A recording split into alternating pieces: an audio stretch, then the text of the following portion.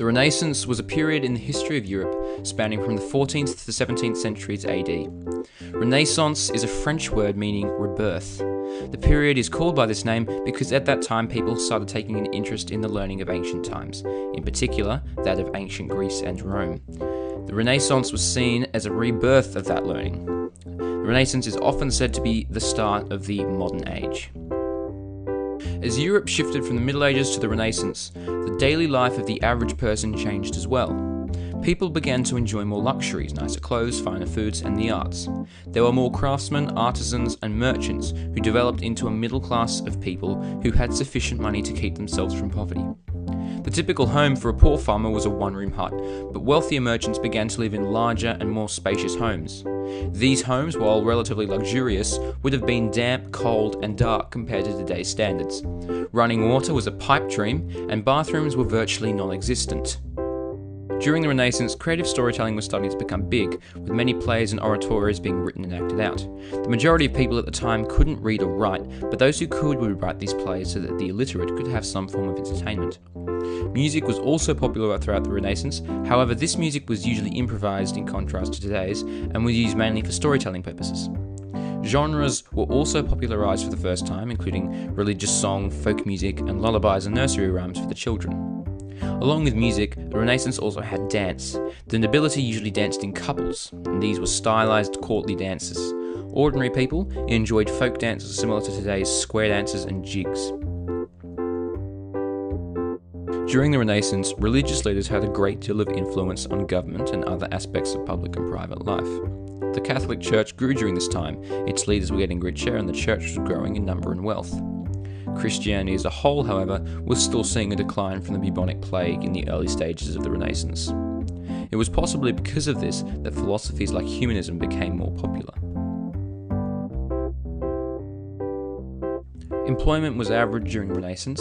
Most people had jobs, but a large number of these were very low paying, meaning that not many people had money to spare. Those who had talent, such as a certain William Shakespeare, would make plenty of money and, provided they didn't squander it, also lived a lavish life. This caused a great distinction between those who were worse off and those who were better off.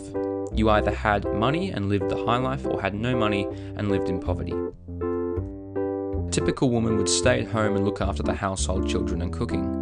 Women didn't have the rights they have today, and the husband was very much in charge of the house. The wife's role was to overlook cooking and other preparations, and to make sure that a tight budget was kept while simultaneously showing off her and her husband's wealth. Their assumed role was to look pretty beside the husband, and it was expected that they wouldn't even consider a career. Italy, the place where the Renaissance supposedly began, had a system upon which it was divided into states that was subsequently ruled by dukes, duchesses, and sometimes very rich families.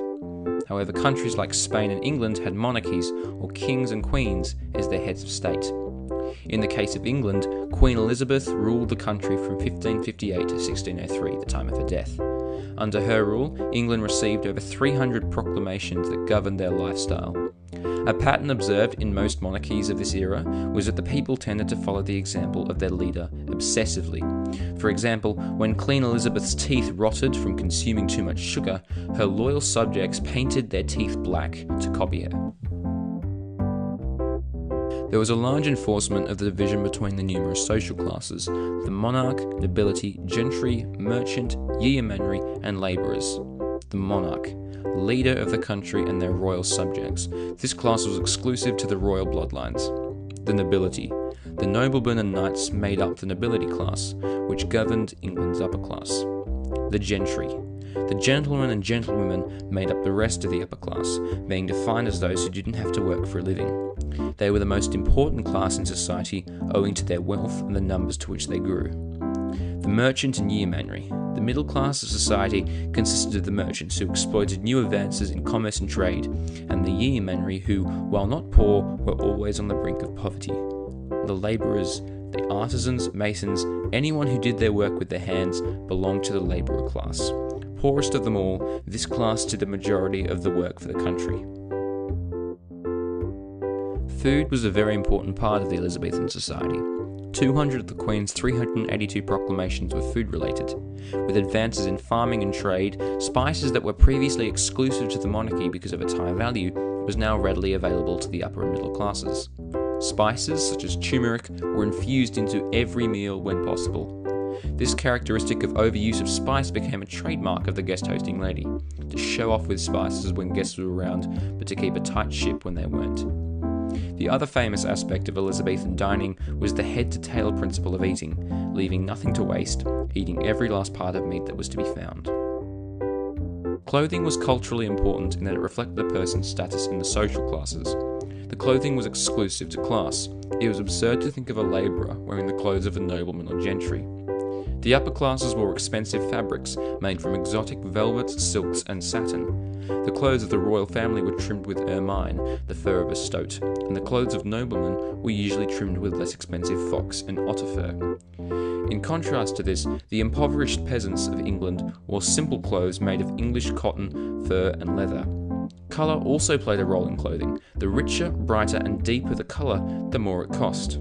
Thus, the royalty wore crimson colours that could only be obtained from obscure places, such as the blood of insects from the Mediterranean. The bottom line is that just like food and architecture, clothes were a form of showing off. In 1576, the theatre was built. This was the first theatre in England, and it was used to host plays and other events. Some years later, the theatre was attracting more people than it could seat and was rebuilt and renamed the Globe Theatre. The Globe was very successful. It had its own motto and crest, and plays and entertainment became so big that a second Hope Theatre was built just next door. Many different plays were performed at the Globe, written by many different playwrights, one of them being Shakespeare.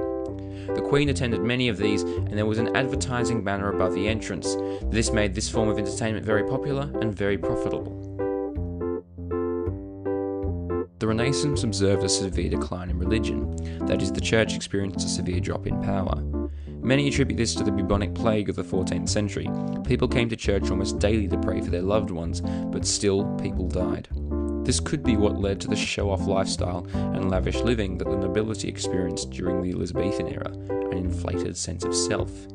Humanism, while it could be described as a philosophy, is more accurately thought of as a way of learning. The purpose of humanism was to create a universal man whose person combined intellectual and physical excellence and who was capable of functioning honourably in virtually any situation.